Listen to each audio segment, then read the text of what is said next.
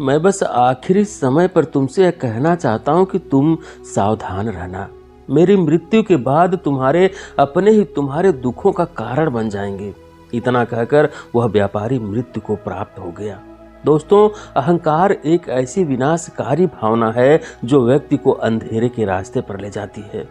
यह व्यक्ति को अपनी कमियों को देखने से रोकता है और उसे यह झूठा विश्वास दिलाता है कि वह दूसरों से श्रेष्ठ है।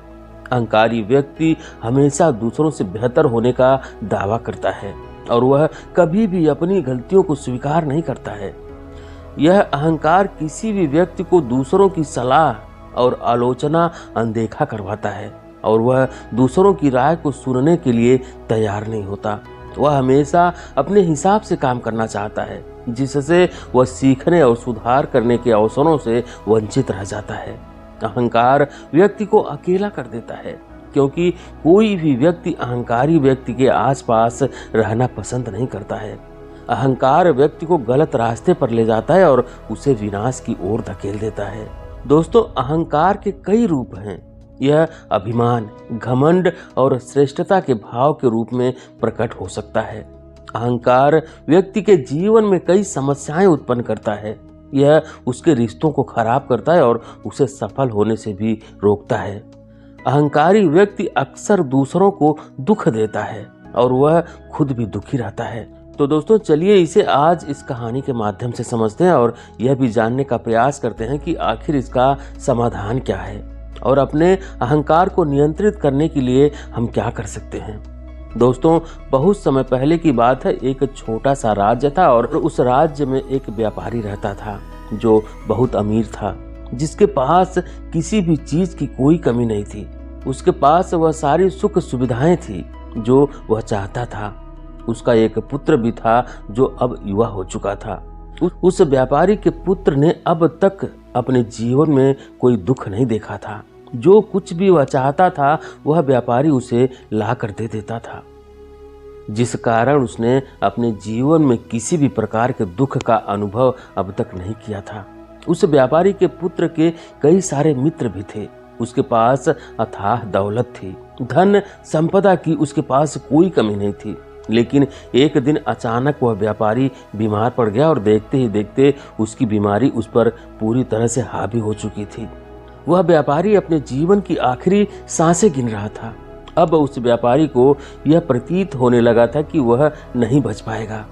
उसका अंतिम समय आ चुका है। इसलिए उसने अपने पुत्र को अपने पास बुलाया और उससे कहा, बेटा, तुमने आज तक केवल सुख ही देखा है। तुम्हें जो कुछ भी चाहिए था वह सब कुछ मैंने तुम्हें दिया। इसलिए तुमने आज तक दुख का अनुभव नहीं किया कि दुख क्या होता है। यह तुम्हें पता तक नहीं और इसी बात की चिंता मुझे खाई जा रही है कि जब तुम्हारे ऊपर दुखों के बादल मंडराने लगे तो तुम सह नहीं पाओगे। इसलिए आज मैं तुम्हें यहाँ पर बुलाया हूँ। मैं बस आखिरी समय पर तुमसे यह कहना चाहता हूँ कि तुम सावधान रहना। मेरी मृत्यु के बाद तुम्हारे अपने ही तुम्हारे दुखों का कारण बन जाएंगे। इतना कहकर वह व्यापारी मृत्यु को प्राप्त हो गया। उस व्यापारी का पुत्र अपने पिता की मृत्यु पर बहुत दुखी था। वह फूट फूट कर रो रहा था। तभी उसके पास उसका एक दोस्त आया और वह उसे समझाते हुए कहा, दोस्त, तुम रो क्यों रहे हो? तुम्हारे पिता ही मरे हैं, लेकिन तुम्हारे पास तो अब भी यह सारी धन दौलत है, सारी संपदा है। यह सारी संपत्ति तुम्हारी ही तो है। अब तो तुम उन चीजों का भी आनंद ले सकते हो जिनका आनंद तुम अपने पिता के रहते नहीं ले पाए थे। अपने दोस्त की यह बात सुनकर वह बड़ा प्रसन्न हुआ और उसे भी इस बात का एहसास हो चुका था कि उसके पास अथाह संपत्ति है, धन है, दौलत है, जिसकी मदद से वह अपना जीवन खुशी खुशी बिता सकता है। लेकिन इसी धन संपदा के कारण वह अब बुरी आदतों का शिकार हो चुका था। उसे हर प्रकार का नशा करने की आदत हो चुकी थी। जहां उसका मन करता था वह वहां चला जाता था। जब भी उसका मन करता था वह किसी को भी अपने घर बुला लेता था। फिर चाहे दिन हो या रात हो, जो भी उसका मन करता था वह खरीद लेता था, क्योंकि उसके पास संपत्ति थी। और तो और उसके पिता का सारा व्यापार भी अब उसी के हाथों में था। और अब वह बहुत खुश था। वह अपने जीवन को अपनी मर्जी के हिसाब से जी रहा था। एक दिन उसके मन में ख्याल आया कि पिता ने मुझे बेवजह ही डरा दिए थे कि लोग मेरा फायदा उठाएंगे, मेरे दुश्मन बन जाएंगे, मेरे दुखों का कारण बन जाएंगे। लेकिन अब तो मैं और भी मजे से जी रहा हूँ। सुख के दिन तो अब आए हैं। आज तक जो मैंने नहीं कर पाया था वह सब करने में अब मैं सक्षम हूँ। यह सब सोचकर उसके खुशी का कोई ठिकाना नहीं था। वह बहुत खुश था। तभी एक दिन उस राज्य में एक बहुत बड़ा अस्पताल का निर्माण हो रहा था और इस अस्पताल के निर्माण के समय पर एक घोषणा करवाई गई कि जो भी इस अस्पताल के लिए सबसे अधिक दान देगा उसका नाम उस अस्पताल के एक पत्थर पर स्वर्ण अक्षरों में लिखा जाएगा। जब उसके दोस्त ने यह बात सुनी तो वह दौड़ा दौड़ा उसके पास आया और उसे सारी बात बता दी। तब उस व्यापारी के पुत्र ने यह तय किया कि वह अस्पताल को सबसे बड़ा दान देगा और उसने ऐसा ही किया। और साथ ही साथ यह भी निश्चित हो गया कि उसका नाम उस अस्पताल के एक पत्थर पर स्वर्ण अक्षरों में लिखा जाएगा। लेकिन जब वह दान देकर वापस घर की ओर लौट रहा था तो रास्ते में उसे एक साधु मिले जो भोजन की मांग कर रहे थे। इस पर वह घमंडी व्यापारी का पुत्र कहता है, तुम जैसे लोग केवल 2 वक्त की रोटी के लिए हमेशा चिल्लाते रहते हो। पता नहीं तुम लोग कहां से आ जाते हो और ईश्वर तुम लोगों को पैदा ही क्यों करता है। तुम लोग गंदगी हो, तुम्हें जीने का कोई हक नहीं है। केवल अपना पेट भरने के लिए 2 वक्त की रोटी के लिए तुम किसी के सामने झुक जाते हो। यदि झुकना ही है तो उस ईश्वर के सामने झुको। शायद वह तुम्हारी गलतियों को माफ कर दे और तुम्हें एक अच्छा जीवन प्रदान करे। हो सकता है वह तुम्हें भोजन भी दे दे। वह लड़का उन साधु को खरी खोटी सुनाकर वहां से चला गया। धीरे धीरे उस लड़के के पास उसके मित्रों, सहयोगियों और रिश्तेदारों की संख्या बढ़ने लगी। अब हर कोई उससे बिना पूछे कोई काम नहीं करता था। हर चीज में उसी से पूछा जाता था, जिस कारण उस लड़के को लगने लगा था कि अब मेरे बिना कोई काम नहीं हो सकता। जो भी हूँ मैं ही हूँ। जिस कारण उस लड़के का अहंकार अब 7वें आसमान पर था। सभी लोगों ने उसका मन जीत लिया था। सब लोग उसके विश्वास पात्र बन चुके थे। उस लड़के के पास अपार धन था जिस कारण सब उससे जुड़े हुए थे। लेकिन यह बात उस लड़के को समझ नहीं आ रही थी। सभी लोग विश्वास के नाम पर अब उस लड़के से धन उधार लेने लगे और वह भी खुशी खुशी लोगों को धन उधार देने लगा। जो कोई उससे धन उधार लेने आता वह जितना मांगता वह उससे ज्यादा ही उन्हें दे देता, क्योंकि वह सभी की नजरों में अपने आप को साबित करना चाहता था। वह अपने आप को महान दिखाना चाहता था। लेकिन धीरे धीरे उसकी बुरी आदतों के कारण अब उसका व्यापार चौपट होने लगा था। देखते ही देखते एक दिन व्यापार में उसे बहुत बड़ा घाटा हुआ और उसका पूरा व्यापार कर्ज में डूब गया। अब वह बहुत परेशान हो चुका था, बहुत चिंतित हो चुका था। उसे यह समझ ही नहीं आ रहा था कि आखिर यह सब क्या हुआ। मेरे पास तो कुछ समय पहले अपार धन था और आज मेरे ऊपर बहुत बड़ा कर्ज है जिसे मुझे चुकाना ही होगा। तभी उसे उधार दिया हुआ धन याद आया जो उसने अपने मित्रों और सहयोगियों को दिया था, अपने रिश्तेदारों को दिया था। उसने सभी से वह अपना दिया हुआ कर्ज वापस मांगना शुरू किया, लेकिन किसी ने भी उसका दिया हुआ कर्ज उसे वापस नहीं दिया, बल्कि लोगों ने उसे दुत्कार कर वहां से भगा दिया। एक एक करके सभी के पास गया, लेकिन किसी ने उसकी कोई मदद नहीं की। देखते ही देखते उसका सब कुछ बिक गया। अब उसके पास कुछ नहीं था। वह सड़क पर आ चुका था। तभी वह यह सोचने लगा कि अपने सुख के दिनों में मैं यह नहीं जान पाया कि मैं अपने शत्रुओं से घिरा हुआ हूँ। मेरे पिताजी सही कहते थे कि मेरे अपने ही मेरे दुखों का कारण बनेंगे। पिताजी आपका धन्यवाद, लेकिन मैं आपकी बातों को समझ नहीं पाया और आज देखिए क्या हो गया। वह सारा दिन यहाँ से वहाँ भटकता रहा और सोचता रहा कि अब आगे क्या होगा।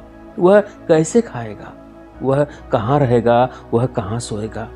अब उसे अपने पिता की याद सता रही थी। वह उन्हें याद करके रो रहा था। उसकी आंखों से आंसू बह रहे थे, लेकिन अब बहुत देर हो चुकी थी और धीरे धीरे उसे भूख भी लग रही थी।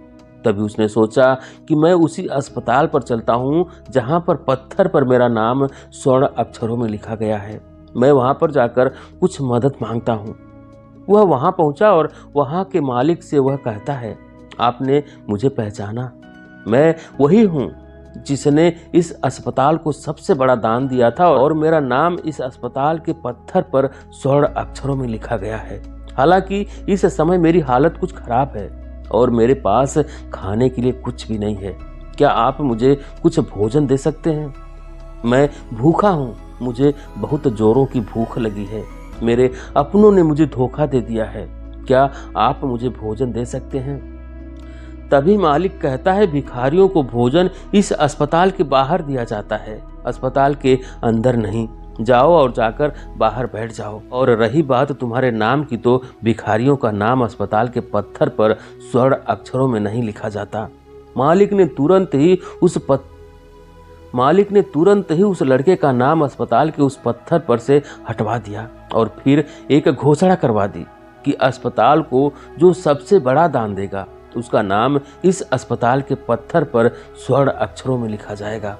यह सब देखकर वह लड़का बड़ा हैरान था, बहुत आश्चर्य में था।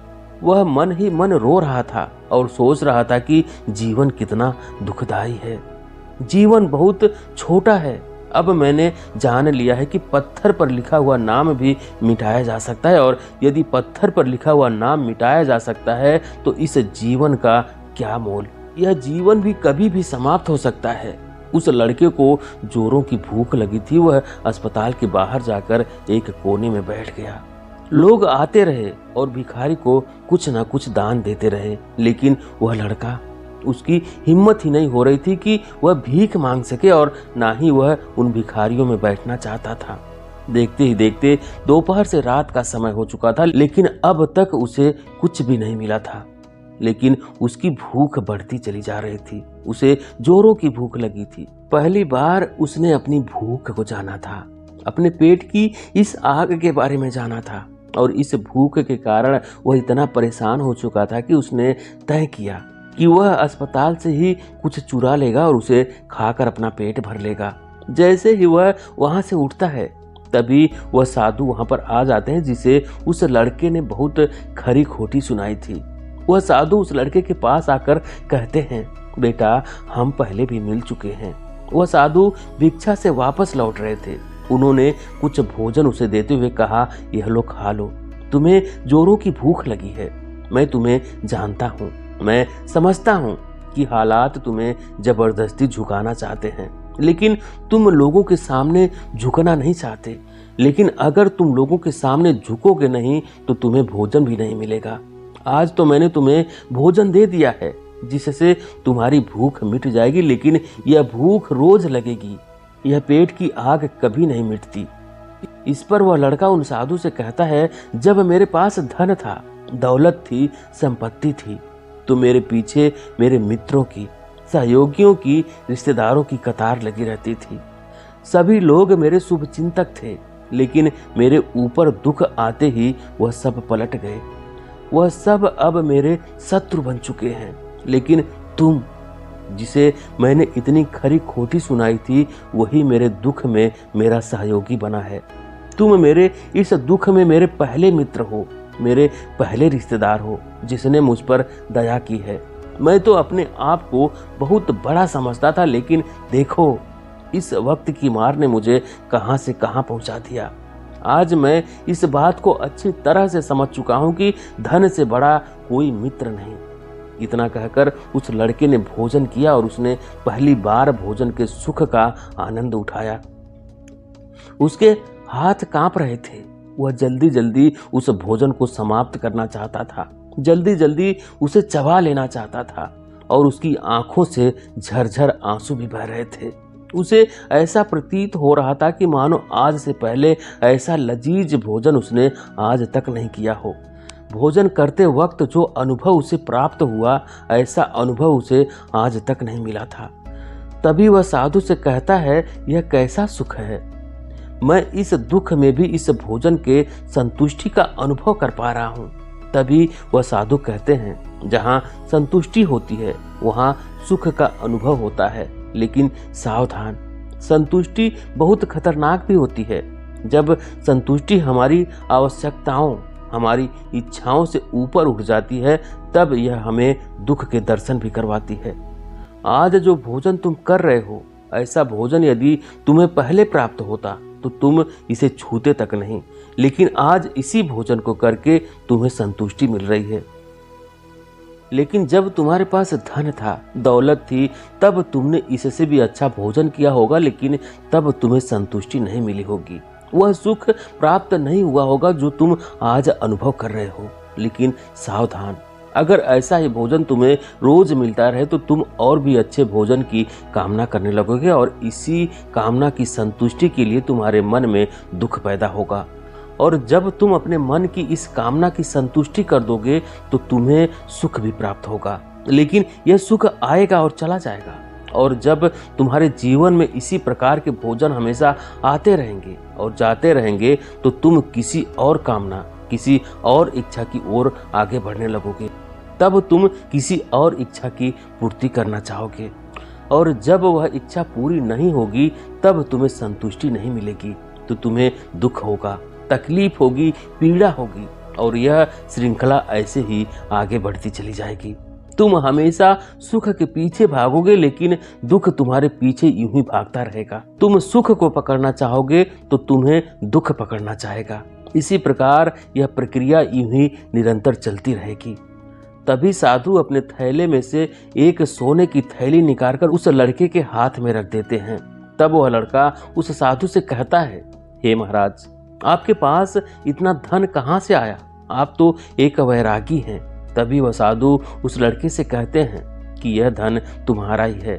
उस दिन जब तुम मुझे खरी खोटी सुनाकर अपने घर की ओर आगे बढ़ रहे थे, तभी तुम्हारी जेब से यह सोने के सिक्कों से भरा थैला नीचे गिर पड़ा और मैंने इसे उठाकर अपने पास रख लिया था, यह सोच कर कि जब तुम मुझे मिलोगे तब मैं इसे तुम्हें लौटा दूंगा। लेकिन उस दिन के बाद से तुम आज मुझे मिले हो, इसीलिए मैं तुम्हें इसे लौटा रहा हूँ। ले लो, यह तुम्हारा ही है।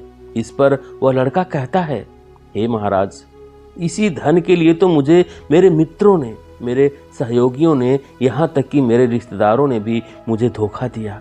लेकिन आप वो पहले इंसान हैं जो मुझे यह धन लौटा रहे हैं। और वहीं पर जो धन मैंने अपने मित्रों, अपने सहयोगी, अपने रिश्तेदारों को कर्ज दिया था, अपने बुरे समय पर जब मैंने उनसे मांगा तो सभी ने वो धन देने से मुझे मना कर दिया। कईयों ने तो मुझे खरी खोटी सुनाकर अपने घर से धक्के मार कर निकलवा दिया। लेकिन आप वह पहले इंसान हैं जिन्होंने मेरे इस बुरे समय पर मेरा साथ दिया है, मेरा धन मुझे वापस लौटाया है। मैं आपकी सहायता के लिए आपका आभारी हूँ। मैं इस धन से अपना व्यापार फिर से शुरू करूँगा और इस व्यापार को नई ऊंचाइयों तक ले जाऊँगा।